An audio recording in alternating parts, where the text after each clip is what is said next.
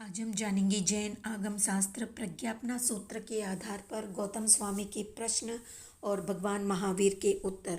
गौतम स्वामी भगवान महावीर से केवली समुद्घात से संबंधित विभिन्न प्रश्न करते हैं और भगवान महावीर क्या उसका जवाब देते हैं वही आज हम जानेंगे इस वीडियो में।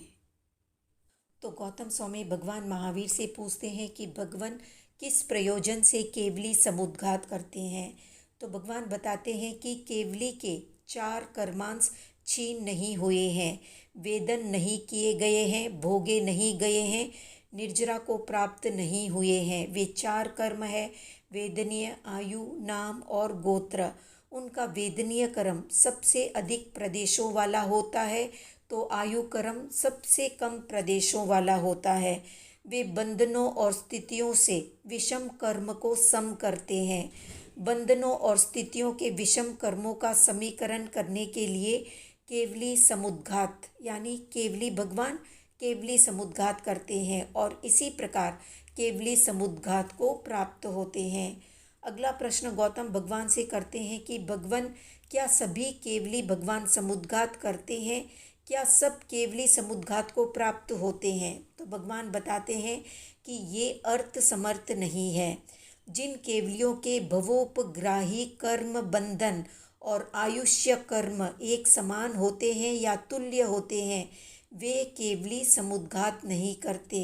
समुद्घात किए बिना ही अनंत केवल ज्ञानी जिनेंद्र जरा मरण रोग शोक से सर्वथा रहित हुए हैं और श्रेष्ठ सिद्धि गति को प्राप्त हुए हैं।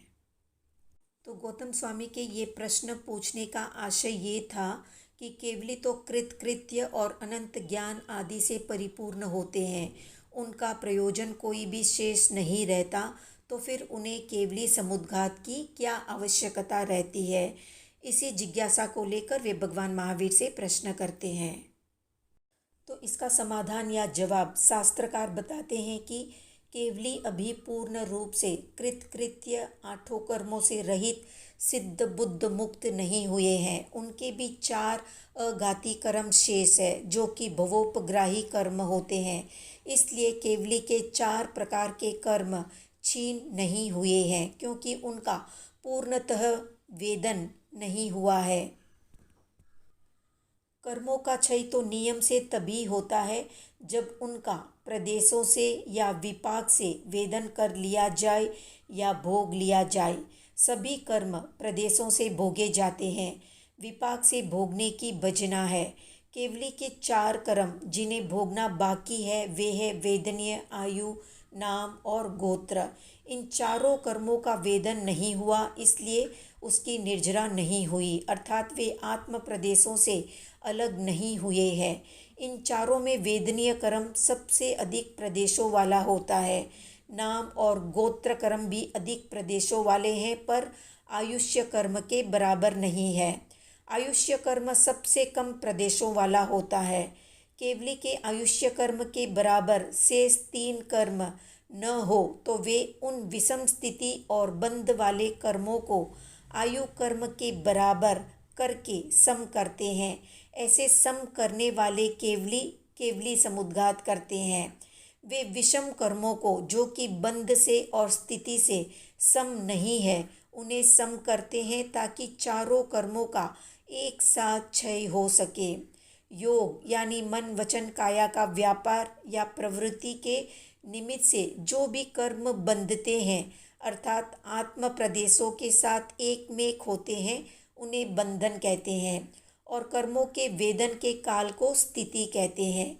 बंधन और स्थिति इन दोनों से केवली वेदनीय कर्मों को आयुष्य कर्म के बराबर करते हैं। कर्म द्रव्य बंधन कहलाते हैं जबकि वेदन काल को स्थिति कहते हैं। यही केवली समुद्घात का प्रयोजन है। जिन केवलियों का आयुष्य कर्म बंधन और स्थिति से भवोपग्राही अन्य कर्मों के तुल्य होता है वे केवली समुद्घात नहीं करते। वे केवली समुद्घात किए बिना ही सर्व कर्म मुक्त होकर सिद्ध बुद्ध और सर्व जरा मृत्यु से मुक्त हो जाते हैं। ऐसे अनंत सिद्ध हुए हैं। समुद्घात वे ही केवली करते हैं जिनकी आयु कम होती है और वेदनीय आदि 3 कर्मों की स्थिति और प्रदेश अधिक होते हैं, तब उन सबको समान करने के लिए समुद्घात किया जाता है। समुद्घात करने से चारों कर्मों के प्रदेश और स्थिति काल में समानता आ जाती है। यदि वे समुद्घात न करे तो आयु कर्म पहले ही समाप्त हो जाए और 3 कर्म शेष रह जाए। ऐसी स्थिति में या तो 3 कर्मों के साथ वे मोक्ष गति में जाए या नवीन आयु कर्म का बंद करे, किंतु ये दोनों ही बातें असंभव है। मुक्त दशा में कर्म शेष नहीं रह सकते और न ही मुक्त जीव नए आयु कर्म का बंद कर सकते हैं। इसी कारण केवली समुद्घात के द्वारा वेदनीय आदि 3 कर्मों के प्रदेशों की विशिष्ट निर्जरा करके और उनकी लंबी स्थिति का घात करके उन्हें आयुष्य कर्म के बराबर कर लेते हैं, जिससे चारों का क्षय एक साथ हो सके। अगला प्रश्न गौतम भगवान महावीर से करते हैं कि भगवान केवली समुद्घात कितने समय का होता है। तो भगवान बताते हैं कि केवली समुद्घात 8 समय का होता है। पहला समय यानी प्रथम समय में दंड की रचना करता है, द्वितीय समय में कपाट करता है, तृतीय समय में मंथान करता है, चौथे समय में लोक को व्याप्त करता है, पंचम समय में लोक पूरन को सिकोड़ता है, छठे समय में मंथान को सिकोड़ता है, सातवें समय में कपाट को सिकोड़ता है और 8वें समय में दंड को सिकोड़ता है और दंड का संकोच करते ही पहले की तरह शरीरस्थ हो जाता है। अगला प्रश्न गौतम करते हैं कि भगवान समुद्घात को प्राप्त केवली क्या मनोयोग का प्रयोग करता है या वचन योग का या फिर काय योग का प्रयोग करता है। तो भगवान बताते हैं कि वो केवली न तो मनोयोग का प्रयोग करता है न ही वचन योग का प्रयोग करता है, वो सिर्फ काय योग का प्रयोग करता है। अगला प्रश्न गौतम भगवान से करते हैं कि भगवान काय योग का प्रयोग करता हुआ केवली क्या औदारिक शरीर काय योग का प्रयोग करता है, औदारिक मिश्र शरीर काय योग का प्रयोग करता है, वैक्रिय शरीर काय योग या वैक्रिय शरीर मिश्र काय योग का प्रयोग करता है, आहारक शरीर काय योग का प्रयोग करता है या आहारक मिश्र शरीर काय योग का प्रयोग करता है या कार्मन शरीर काय योग का प्रयोग करता है। तो भगवान बताते हैं कि कायों का प्रयोग करता हुआ केवली औदारिक शरीर कायों का भी प्रयोग करता है, औदारिक मिश्र शरीर कायों का भी प्रयोग करता है, पर वैक्रिय शरीर कायों या वैक्रिय मिश्र शरीर कायों का प्रयोग नहीं करता। न वो आहारक शरीर कायों का प्रयोग करता है न ही आहारक मिश्र का, वो कार्मन शरीर कायों का प्रयोग करता है। प्रथम और अष्टम समय में औदारिक शरीर कायों का प्रयोग करता है, दूसरे छठे और सातवें समय में औदारिक मिश्र शरीर कायों का प्रयोग करता है, तीसरे चौथे और पांचवें समय में कार्मन शरीर कायों का प्रयोग करता है।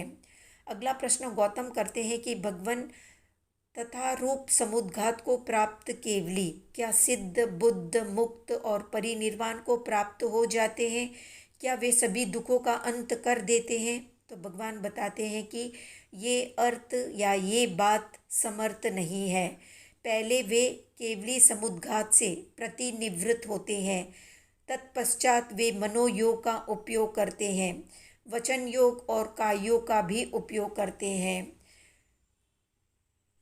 कायोग का उपयोग करता हुआ केवली समुद्घात करता केवली आता है, जाता है, ठहरता है, बैठता है, करवट बदलता है, लेटता है, लांघता है, छलांग मारता है या वापस लौटाए जाने वाले गृहस्थों की चौकी, पट्टा, सैया और संस्तारक यानी जो भी साधुचर्या के उपयोगी सामान है उन सबको वापस लौटाता है।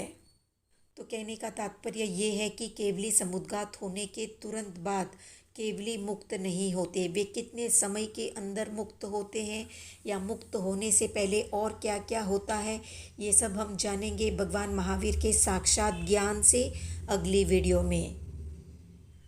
तो ये थी संक्षिप्त जानकारी। आज का प्रश्न है समुद्घात के कुल कितने प्रकार होते हैं, कमेंट में बताएं। अब आप हमारे व्हाट्सएप ग्रुप से भी जुड़ सकते हैं। तो वीडियो पसंद आया तो लाइक शेयर सब्सक्राइब करें।